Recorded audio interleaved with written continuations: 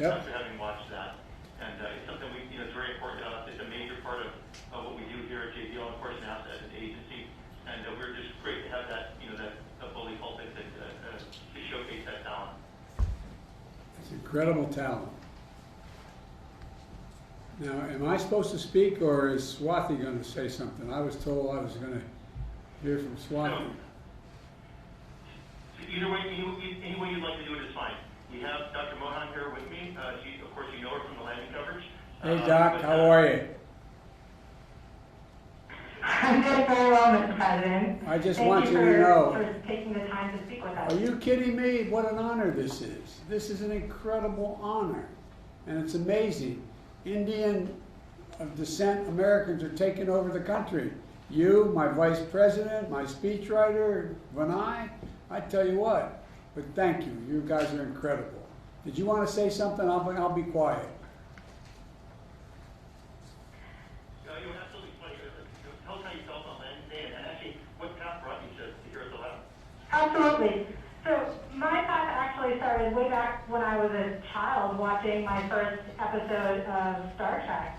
In addition to those fantastical scenes of space, what really captured my attention was this really close-knit team who was working together, manipulating the technological marvel with the sole purpose of exploring space and understanding new things and seeking new life. Perseverance is my first mission at JPL, where I've gotten to work from the very beginning of formulation all the way through operations.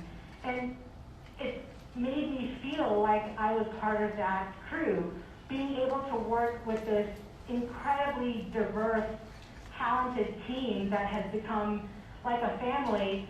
Spending years creating our own technological marvel has been a privilege. Those last days and weeks leading up to landing day, it was pretty smooth, but we were all still really nervous and frankly terrified until we got through those final 7 minutes. To be able to call touchdown safely, to see those first images come back from Mars, to see the place where we had never been able to go to on Mars before, and go there, reach there for the express purpose of seeking out new life, just made it feel like I was living in a dream. Now that that tremendous relief has passed for the team of being able to be there safely, all that's left is the excitement and the thrill of all the scientific discoveries that are yet to come of what Perseverance can actually find, and hopefully find those signs of past life on Mars. Well, I tell you what, you said you feel like you live in a dream. You've created a dream for millions and millions of young kids, young Americans. You talk about STEM. Look, the thing that I found so exhilarating about this, you all did this, the whole team. The team that I can see now, and the entire team at JPL. What you did, you restored a dose of confidence in the American people. They're beginning to wonder about us. They're beginning to wonder, are we still the country we always believed we were?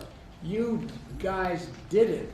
You guys gave a sense of America's back. It's astounding what you did. You should not underestimate it. You should not underestimate it. You did it the most American way. You believed in science. You believed in hard work, and you believed it wasn't a darn thing you couldn't do if you put your minds together. One of the reasons why we're such an incredible country is we're such a diverse country. We bring the best out of every single solitary culture in the world, here in the United States of America. And we give people an opportunity to let their dreams run forward. And you just, I can't tell you how much, everyone was so down the last years about, is America still the font of change, and are we still the country that has hopes and develops and pursues the most unlikely things to happen? And we are. And you all demonstrated it. I'm not being, look, I really mean this. It's so much bigger than landing Perseverance on Mars. It's about the American spirit.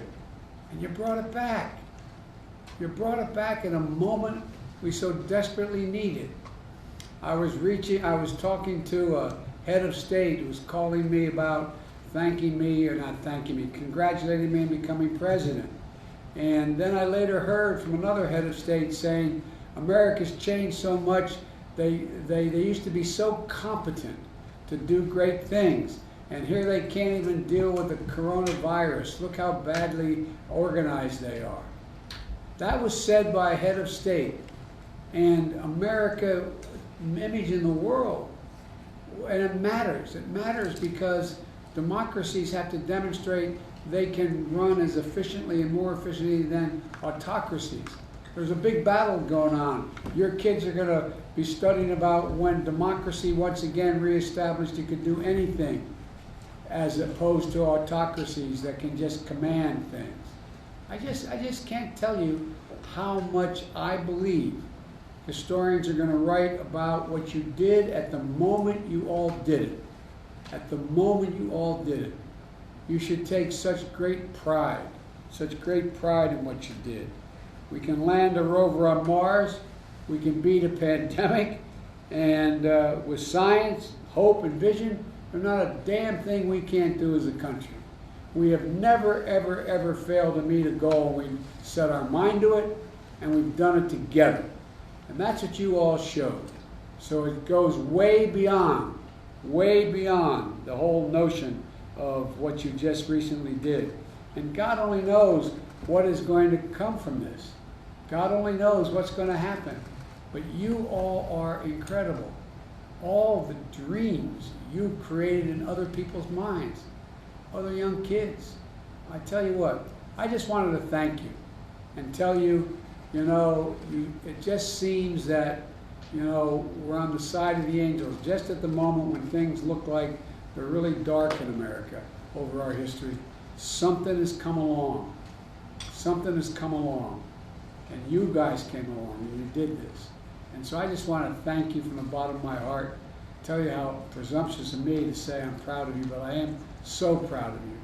And Mike, the teamwork that still exists there, the importance of it, the consequence of what you're doing, and it's only just a start.